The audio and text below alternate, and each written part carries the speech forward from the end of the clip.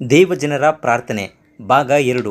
ಆಗ ಧೂಪದ ಹೊಗೆಯು ದೇವದೂತನ ಕೈಯೊಳಗಿಂದ ಹೊರಟು ದೇವಜನರ ಪ್ರಾರ್ಥನೆಯೊಂದಿಗೆ ಕೂಡಿ ದೇವರ ಸನ್ನಿಧಿಗೆ ಏರಿ ಹೋಯಿತು ಎಂಬುದಾಗಿ ಪ್ರಕಟಣೆ ಗ್ರಂಥ 8ನೇ ಅಧ್ಯಾಯ 4ನೇ ವಚನ ತಿಳಿಸುತ್ತದೆ.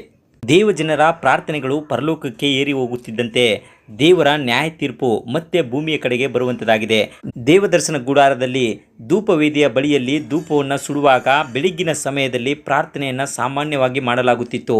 ನಾವು ಅದನ್ನು ಲೂಕನು ಬರೆದ ಸುವಾರ್ತೆ 1ನೇ ಅಧ್ಯಾಯ 10ನೇ ವಚನದಲ್ಲಿ ಓದುವವರಾಗಿದ್ದೇವೆ. ಧೂಪವನ್ನು ಅರ್ಪಿಸುವ ಹೊತ್ತಿನಲ್ಲಿ ಜನರ ಗುಂಪೆಲ್ಲ ಹೊರಗೆ ನಿಂತು ದೇವರನ್ನ ಪ್ರಾರ್ಥಿಸುತ್ತಿರಲಾಗಿ ಎಂಬುದಾಗಿ ತಿಳಿಸುವವನಾಗಿದ್ದಾನೆ. ಹೀಗೆ ಪ್ರತಿನಿತ್ಯವೂ ಸಹ ಬೆಳಿಗ್ಗೆ ಮತ್ತು ಸಾಯಂಕಾಲದ ಸಮಯದಲ್ಲಿ ಈ ಒಂದು ಕಾರ್ಯ ನಡೆಯುವಂಥದ್ದಾಗಿತ್ತು. ಆದರೆ ಮಹಾದೋಷ ಪರಿಹಾರಕ ದಿನದಂದು ವರ್ಷಕ್ಕೆ ಒಂದು ಆವರ್ತಿ ಯಾಜಕಕಾಂಡ 16ನೇ ಅಧ್ಯಾಯ 12ನೇ ವಚನದಲ್ಲಿ ತಿಳಿಸುವಂತೆ ಯೆಹೋವನ ಸನ್ನಿಧಿಯಲ್ಲಿರುವ ವೇದಿಯಿಂದ ಕೆಂಡಗಳನ್ನು ಧೂಪದಾರತಿಯಲ್ಲಿ ತುಂಬಿಸಿ ಪರಿಮಳ ಧೂಪದ್ರವ್ಯದ ಚೂರ್ಣದಲ್ಲಿ 2 ಹಿಡಿ ತೆಗೆದುಕೊಂಡು ತೆರೆಯನ್ನು ದಾಟಿ ಆ ಧೂಪವನ್ನು ಯೆಹೋವನ ಸನ್ನಿಧಿಯಲ್ಲೇ ಕೆಂಡಗಳ ಮೇಲೆ ಹಾಕಬೇಕು ಎಂಬುದಾಗಿ ತಿಳಿಸುವಂಥದ್ದಾಗಿದೆ. ಇದು ಮಹಾಪರಿಶುದ್ಧ ಸ್ಥಳದ ದೇವರ ಪ್ರಸನ್ನತೆಯಲ್ಲಿ ನಡೆಯುವಂಥದ್ದಾಗಿತ್ತು. ಆದರೆ ಆ ಧೂಪದಿಂದ ಬರುತ್ತಿದ್ದ ಹೊಗೆ ಇಡೀ ಮಹಾಪರಿಶುದ್ಧ ಸ್ಥಳವನ್ನೇ ತುಂಬಿಕೊಳ್ಳುವಂಥದ್ದಾಗಿತ್ತು.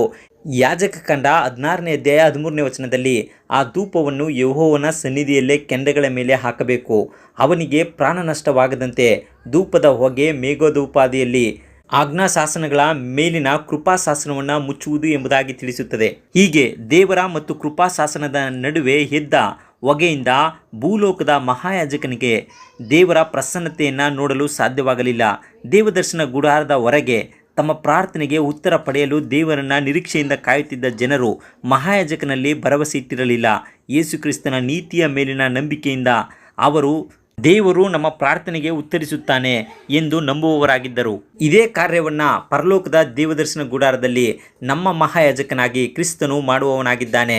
ಆದುದರಿಂದ ಈ ಸಮಯದಲ್ಲಿ ನಾವು ಸಹ ಆತನ ಮೇಲೆ ನಂಬಿಕೆ ಇಟ್ಟು ಪ್ರಾರ್ಥಿಸುವಾಗ ಆತನು ನಮ್ಮ ಪ್ರಾರ್ಥನೆಗೆ ಉತ್ತರ ಕೊಡುತ್ತಾನೆ ಎಂಬುದಾಗಿ ನಂಬಿ ಜೀವಿಸೋಣ. ದೇವರು ನಿಮ್ಮನ್ನು ಆಶೀರ್ವದಿಸಲಿ.